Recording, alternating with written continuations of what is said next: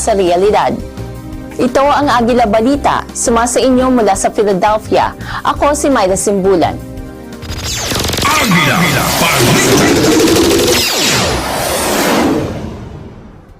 Sa Hawaii, makailang beses na nang ang mga lokal na residente at iba pang kritiko ang hayagang umalma laban sa pagpapatayo o pagre-renova ng ilang proyekto na tinatawag na government-sponsored.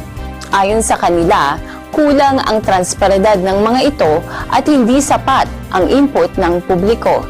Dagdag pa rito ang kamahalan ng mga pagpapagawa. Narito si Agila reporter Alfred Acenas para sa mga detalye.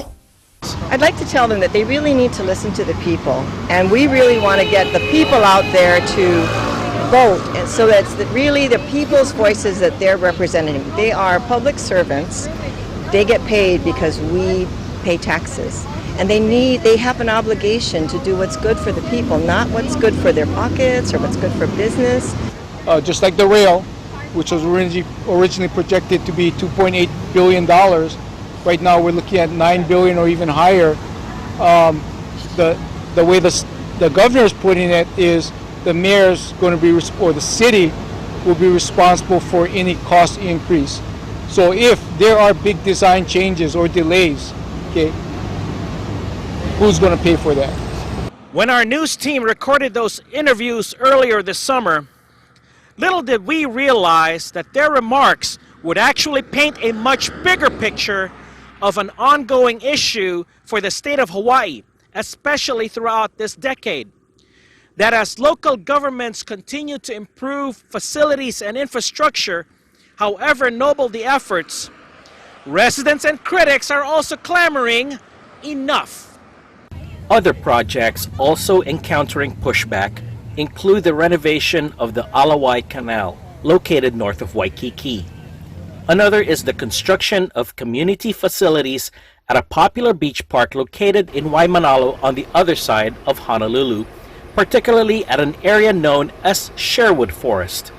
Critics on these and similar projects have repeatedly complained a lack of transparency by the government at all levels. We're against the use of detention basins. We think that the Army Corps, which built dams, on the mainland, they need it because their watersheds are thousands of miles long and there's nowhere for the water to go. Over here on Oahu, the Alawai Canal watershed is basically 7 miles long from ocean to the top of the valley, and we don't believe their studies are accurate. We think they're misleading.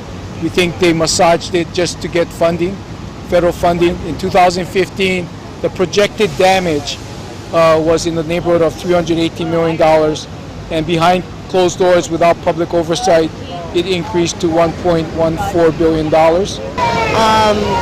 In all due respect, Mayor, I know a lot of people are here and they're very unhappy with the decisions that you have been making for Honolulu.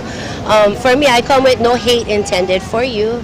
What I am here to share, though, Mayor, is that I encourage you to hear the hearts and the voices of the people you represent here in Honolulu.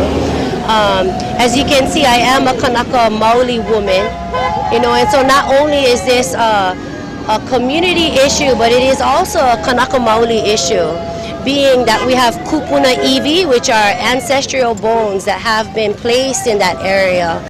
Meanwhile, state and local officials like Heidi Sunioshi have acknowledged the growing concerns of their constituents, while trying to balance the government's efforts for an improved quality of life throughout the islands. Well, being a council member and being on committees where these important issues have come through, I feel that the resounding, connecting piece throughout all these issues, that the people really feel like their voices aren't being heard, that they're saying, please take care, please respect our land, please respect our people, and make sure that the health and safety of our current generations and future generation is taken into account. So with all of these different issues, I've been trying to do my best to support the people in that very message. It's just to make sure that their messages are heard, that their concerns are heard, and that we address those in an adequate way. For instance, with the installation and the windmills going up in Kohuku, the issue there is that these are the largest wind turbines in our nation. sited right in back of a school, and we don't know the health and safety risks to the students there, which is a very real concern. As for closing thoughts, here are some direct and personal messages from all those involved. If we can try to change, if they can get involved in government, because I know for a lot of the young people, they feel like, what's the point? You know, why even get involved? Just leave, because it's not going to change. And they shouldn't feel that way. They should be able to live in Hawaii and enjoy it, and they should be able to get involved. I want them to run for office. I think we need more young people in office. I think we need more people who are more in touch to be in running, so that they will represent what the people want, not necessarily big business buying into our communities. For me, Mayor, I come with no hate for you. I just come with encouragement to do what is right and to stand by the people that you are supposed to be representing. So as we talk about aloha and we talk about our ohana, and as we talk about making sure we malama and take care of everybody, and that we all do our kuleana, our responsibility to do what we can do to make sure future generations are safe. I think all of these are just pointing to that the people are saying, please think a little more about the choices that we make. Let's make better choices to be sure that we're all safe and healthy. As of this report, a state circuit court judge has ordered an injunction halting funds for the Alawai Canal project pending completion of environmental impact surveys. Honolulu Mayor Kirk Caldwell has decided that only Phase 1 of the improvements at Waimanalo Beach Park be completed while awaiting the results from the state and other experts as to the origin of an artifact discovered at the work site. And finally, the Honolulu city government has determined that it is unable to override a decision by the state in allowing construction of additional wind turbines at the northern Oahu town of Kahuku. Other projects also making headlines as we speak include the Honolulu Rail and the 30-meter telescope, or TMT, on the Big Island. Both are already experiencing huge delays, which can be translated into additional millions of taxpayer dollars, which the public will have to address sooner, if not later. Reporting from the North Shore of Oahu Island in Hawaii, I'm Alfred Acenas for Eagle News, 1 with 25. Salamat, Alfred. Susunod sa Vancouver, tagapagtanghal ng Cirque du Soleil, nagpahayag na pangarap na natupad ang Luzia. Sa Las Vegas, pakinggan ang mga opinyon ng SEMA vendors at attendees sa mga taripa ng Auto Park Imports. Diyan lamang kayo, magbabalik ang Agila Balita. Agila Balita!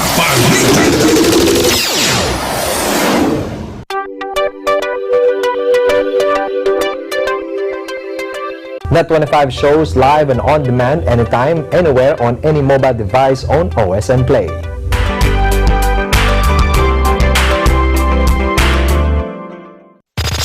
Agila Balita!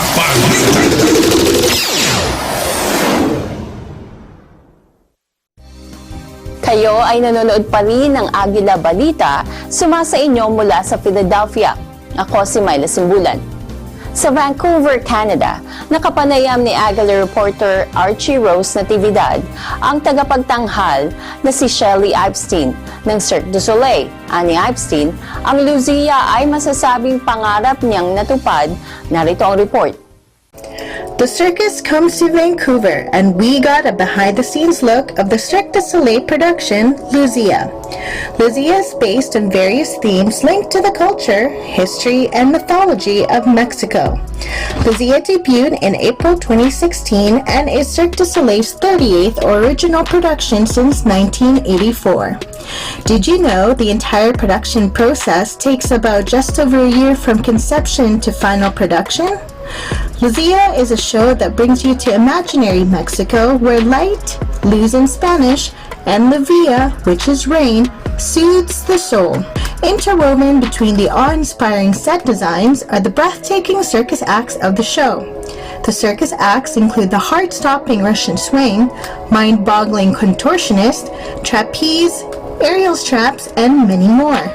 We got to meet with lead character Shelly Epstein to tell us more about her experience. In Luzia, my character is called the Running Woman.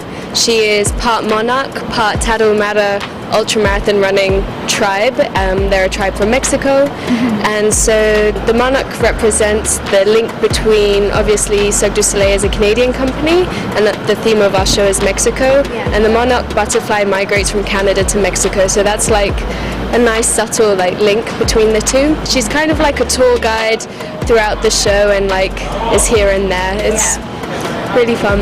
The magic behind Cirque du Soleil shows is its ability to amaze, resonate, and leave a lasting experience with the audience. When the circus entertainment company started in the 80s in Quebec City, it set out to invoke the imagination, provoke the senses, and evoke the emotions of people around the world. Its influence reaching as far as encouraging those to reach for their dreams and quite possibly join the circus. Once upon a time, I was that little girl sitting in the audience watching my first Cirque du Soleil show in absolute awe, and I was like, oh, that's what I want to do, and that's when I realized that it was a career, and if it's something you see and you're inspired and it's something you want to do, by all means, work hard pays off, follow that dream. And honestly, this was a dream and now it's my reality, so I couldn't be happier, and it's possible. Luzia will be in Vancouver for 3 months and will be traveling to Europe for the next leg of their tour. Archie Rose Natividad for Eagle News, I'm 1 with 25. Salamat, Archie Rose. Samantala sa Las Vegas naman, pakinggan natin ang mga opinyon ng SEMA vendors at attendees sa proposition ukol sa mga taripa ng auto part imports. Ana Kui para sa report. Welcome to SEMA 2019, held annually here in Las Vegas. It is definitely the place where you can see the hottest and newest products in the automotive aftermarket. And even if you're not into cars, you don't want to miss this. The Specialty Equipment Market Association organizes the SEMA show, and it represents the $44.6 billion automotive aftermarket industry. This 4-day event consistently attracts more than 161,000 people, connecting manufacturers to industry buyers from all over the world. Whether one is looking for parts that will enhance their vehicle performance and style, the choices seem endless from the 2,400 exhibiting companies. We caught up with some attendees and asked them what brought them to SEMA this year. Favorite parts about SEMA? Yeah. Just seeing all the builds, all the stuff you don't see every day. And my dad's got a 72 Ford Mustang that we're trying to work on. We're trying to get that back on the road too. So yeah, that's probably the dream car right now, is get that Mustang on the road. We make the old-time steering wheels just like the originals, but we make them 15-inch instead of 18-inch. The 56, 57 T-Bird or Ford. Here's another 5860 T-Bird. There's a 57 Chevy. Here we are at SEMA, and I'm debuting my latest piece. It's a 1959 VW bus that I've had my way with. The most anticipated part of this trade show is the SEMA Ignited. It takes place right after the SEMA show closes as cars and trucks parade out of the Las Vegas Convention Center. Ignited is the official SEMA show after party that is open to the general public. Attendees got to see drift demonstrations by professional drivers, including Mike Ryan, a Hollywood stunt driver with a long list of credentials, including his work in the Fast and Furious franchise. The celebration continued with exciting entertainment, including the culmination of the SEMA Battle of the Builders competition. With all the talent, I'm not saying our car's the best. I just think that it was nice that it was different enough for somebody to pick it. But SEMA is not just about the show or their love for cars, trucks, and SUVs. They also have a government affairs team dedicated to advocating on behalf of the industry. One concern that is high on their list is President Trump's plan to impose tariffs on auto part imports. The president had commissioned a report from the Department of Commerce to look at the possibility of Section 232 tariffs, which are on a national security basis on autos and auto parts. That would be 25% tariffs, and that he delayed that decision 6 months, which I believe is ending around November 13th. So we are very much opposed to these tariffs. So we support the general idea that the administration is trying to level the playing field with other countries when it comes to tariffs, and we believe in fair trade. But we think that tariffs should be the last resort in this kind of negotiation.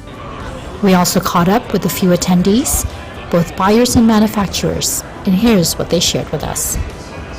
We're made in America, so we love it. Yeah, bump it up to 35. It helps our business, helps all the companies like ours. We doubled our size, so I have no problem with it at all. I don't have any opinion per se. I know that we don't import from China, so that's really not had an effect on us. Some of the material tariffs on aluminum have had an asymmetric effect on us and increase in price, and that hurts the manufacturer. But I would say overall it's pretty negligible right now because we don't import.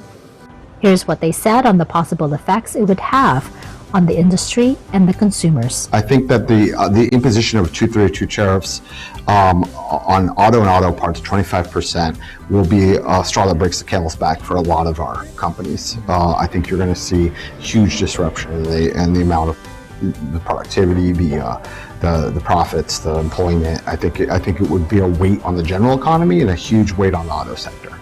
Any increase like that will affect the consumer. It will be passed on directly through them. Most people respond by just passing the prices through. Our export, especially to China, it's up in the 20-30% range. So it's only equalizing it. So once both sides decide to come down the same amount, then it's great for both sides. It's equal trade. That's the way it should be. According to a report from the U.S. Department of Commerce Foreign Trade Division, the U.S. imported about $157 billion in auto parts last year. Reporting from SEMA 2019 in Las Vegas, for Eagle News, I'm Anna Cui and I'm 1 with 25. Salamat, Ana. Sa aming pagbabalik sa balitang pampalakasan, sa Los Angeles, mga atleta ng Team USA para sa usaping inspirasyon. At sa Texas naman, Halo Outpost Discovery, dinala ang laro mula off-screen papunta sa realidad. Diyan lamang kayo, magbabalik kami. Agila, Balita.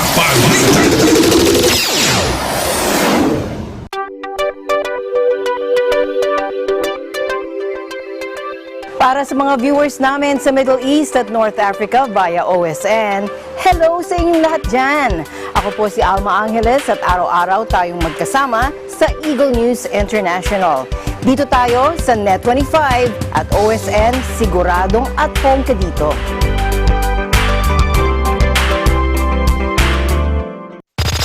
Agila, Balita.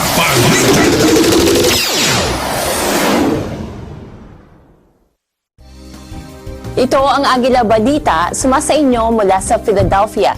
Ako si Myra Simbulan. Nakapanayam ng ating Agila Balita team ang ilan sa mga atleta ng Team USA. Ibinahagi nila sa atin kung ano-ano ang mga bagay na nagbibigay inspirasyon sa kanila upang maging napakahuhusay na mga manlalaro. Samahan natin sina Eva at Alan Basalahe sa Team USA Awards na ginanap kamakailan sa Universal Studios sa Hollywood.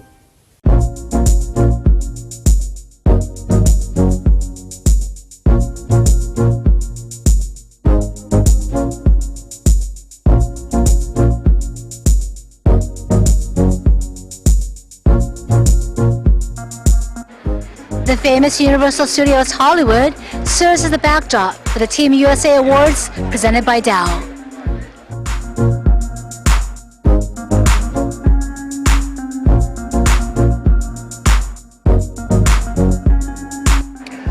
Tonight's event recognizes the best of the year, as voted on by the U.S. Olympic Paralympic Committee members, qualified journalists, and of course, the fans.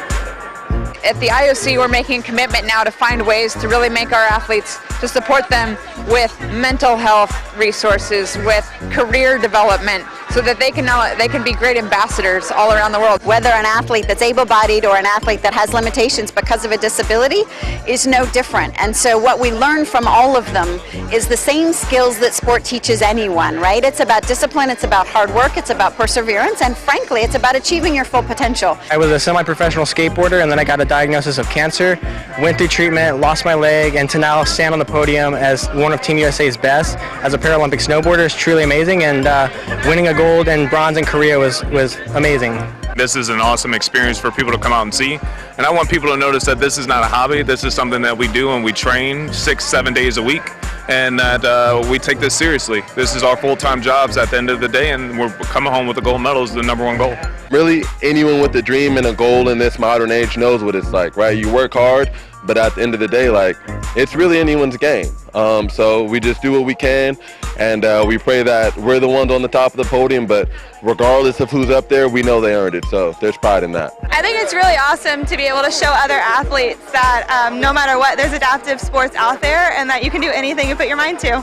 Adaptive athletes are awesome, and we just hope to represent us well. Yeah. We are reigning gold champions, and so we just can't wait to be able to perform again and show our team. Yeah. You have to read the game, and you have to have some sort of vision and water polo intelligence to play it. Because it's sort of like a chess match. It really is, yeah. A lot faster than chess, but it's for sure similar to chess. The difference in chess is if your opponent gets in your way, you can't tackle them or take them down into the water. No, you can't. I mean, you could. It depends on what the ref sees, but if you do it underwater, maybe.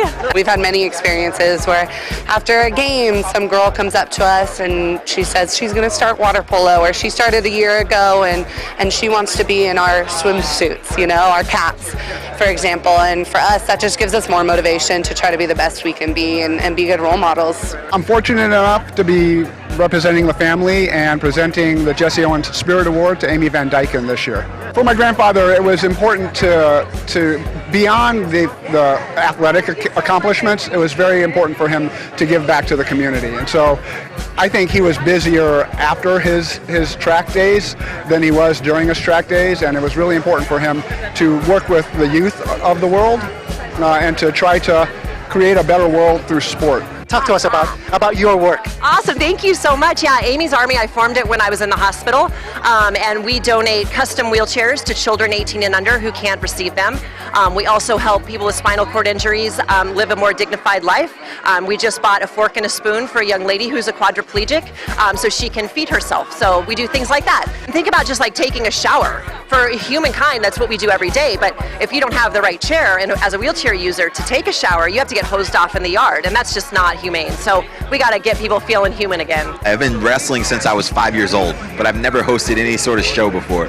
This is my first time doing it, but I think I'm pretty good at it thus far for this being my first time. But don't quote me on it. I'll tell you in about an hour. A special addition to the programming was an Olympic medal reallocation ceremony for USA's 2014 two-man and four-man bobsled team. After waiting over 5 years, Team USA was finally declared the rightful silver medal winners. The already poignant ceremony became even more emotional when the family of Stephen Holcomb accepted the Olympic medal on his behalf.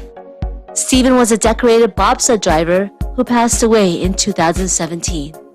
He was a great friend of all of ours, an incredible teammate, arguably the best bobsled driver of all time. And as these guys said, it's incredibly bittersweet, but we're happy to be here together and to honor him. At night's end, Olympians reflected upon the significance of the awards show, but at the same time, cast their collective gazes at the future. Very flattering just to be invited, let alone nominated, so this is absolutely amazing. I'm going to enjoy it very much. Pretty awesome to be in this environment. The excitement, the thrill, the enthusiasm, it's just a great experience. To be here in this night that celebrates sport and other disciplines of sport is really special because there's really so much that binds us together as athletes, so to be here with everyone is great. Yeah, we're looking ahead to Tokyo 2020 now, and it's coming up, and so we're really excited to see some of our friends here at the show before they get back to work to representing Team USA at the Olympics next year. There's a camaraderie, there's a inclusiveness, there's a togetherness that happens during the Olympic Games that is really unique, and it feels to me very special here in America. And I know that every country also has their superstar athletes, no matter which ethnicity or background you come from. For me, I was born in this country. My father's Japanese, but I feel very blessed and honored to have represented the U.S. The Team USA Awards was a meaningful way for the nation to look back at the achievements of its athletes. And a good springboard looking forward to the 2020 Tokyo Olympic Games. In Hollywood, California, Eva and Alan, EBC Sports International, we are 1 with 25. Salamat Eva at Alan. Nilayo ng Halo Outpost Discovery sa Texas na dalhin ang larong ito off-screen papuntang realidad. Nagsama-sama ang mga magkakapamilya at magkakaibigan na fans ng larong ito upang maging bahagi ng aksyon. Narito ang ulat ni Agila reporter Jessica Isidro. Here in Houston, Texas, thousands of gaming fans have gathered here at the George R. Brown Convention Center to experience the science fiction world of Halo in real life at this year's Outpost Discovery. UNSC has sent an outpost to Earth so that humans can come in and check out and learn about this amazing universe they're in, the Halo universe. I work for Microsoft and Xbox, and we dreamed of how can we actually take our video game off the screens and bring it to life and create this real place where people can come and enjoy. And for us, it's really a chance to bring the Halo video game to life. So it's this awesome opportunity to teach new fans about what's happening in our universe and old fans to come together, meet friends, bring their families into it. Our partners at Hersham Live, they own the Harlem Globetrotters, and they're part of a giant company that has themed entertainment all around. They were looking for different ways to create new experiences to bring families together, and so we met and we started talking. It was about 3 years ago. So this has been it was a dream that turned into a thought bubble, that turned into a conversation, that turned into this awesome reality. With video games is you get a chance to be part of the action. So unlike, and I come out of the TV business, but unlike TV or even movies, you're in it. So you're a part of it. And so your emotional investment in the characters in the world is completely different because you're living in it. And the second thing for Halo that I think is wonderful is the underlying story of Halo is about heroism and humanity. And so it just strikes a chord with people and it brings them in. We've had so many stories of people coming here and saying, Halo changed my life. I was bullied, or I was seeking to make friends, or maybe I was sick, or I had hurt my ankle. All these stories where it this place where you could go and be a hero helped give people confidence and friends and community. And so it's amazing to be a part of. We designed this event very specifically so that Halo fans who have been playing with us for almost 20 years can come here and have a blast, but they can bring their family and friends, and so it's all the idea of everything's family accessible. If you're super into the game, you'll find some Easter eggs and some secrets here, and if you've never played before, then you're going to quickly learn who are the heroes, who are the bad guys, and you can just jump in and play fun stuff. So you don't have to know how to use a controller to go play laser tag. But along the way, you're going to find out a little bit about our universe and get more excited about it. The overall premise of this is come play. So we've got everything from laser tag and virtual reality games to the console games themselves. You can come play a PC version of the game that's not released, and you can only come play here. There's community gatherings, and there's places where there's these great shows and talks on the content stage. And so there's just a mix of activities. And then if you want to, you can even take a break and hang out and build. So Mega Constructs is here with us. You can go build a spaceship, help build a Master Chief wall. And so it's there's just stuff to do for all ages, and you can really vary your day. I've played the games since I was about 17, when I was old enough to play them. And I decided, hey, let's just go check this out. I just love Halo, and when I found out that they were actually doing one of these, there was no way I was going to bypass this opportunity. No way. I just did a Pelican training session, and let's just say, so far it's amazing. Can you describe describe your costume? Well, we're Master Chief, as you can tell. We decided to dress up as twins. Okay. The patch is that way if somebody else dressed up like us, we could figure out who was who. How long have you been playing Halo? Oh, ever since Halo 1 CD came out. Well, for PC. I'm a PC gamer, so I'm a little lacking behind those things. What do you love about it? Oh, the costumes by far. Like, the costume is just so awesome. To me, the joy of this is actually people coming together and sharing something that they love. So that's been the greatest benefit of the whole thing. But as far as the Halo players, it's awesome to be surrounded by people who, like-minded people who are just all over the place. Who are just, Halo this, Halo that, just everything discussion about Halo. Like they said, get inside the game. Well, they're achieving it. I feel like I'm actually inside the game. If I had to describe it in one word, out of this world. Honestly, my favorite thing are like getting the chance to meet fans face to face and hear their stories and get to know them and see them smiling and grinning and sharing this with each other. Unbelievable. It's amazing. Reporting from Houston, Texas, I'm Jessica Isidro with Eagle News, 1 with 25. Salamat, Jessica. At iyan ang Agila Balita para sa linggong ito. Samahan niyo kaming muli sa susunod na Lunes para sa isa na namang edisyong puno ng impormasyon mula sa aming bureau sa buong mundo. Bisitahin ang aming website sa eaglenews.net at eaglenewslive.com. Sundan kami sa Twitter at twitter.com/eaglenews at sa facebook.com/eaglenews. Salamat sa panonood. Magandang araw. Ako si Myla Simbulan, laging 1 with 25. Sumainyo ang mga balitang kinara, maingat na isinulat at inihanay ng Eagle News Service.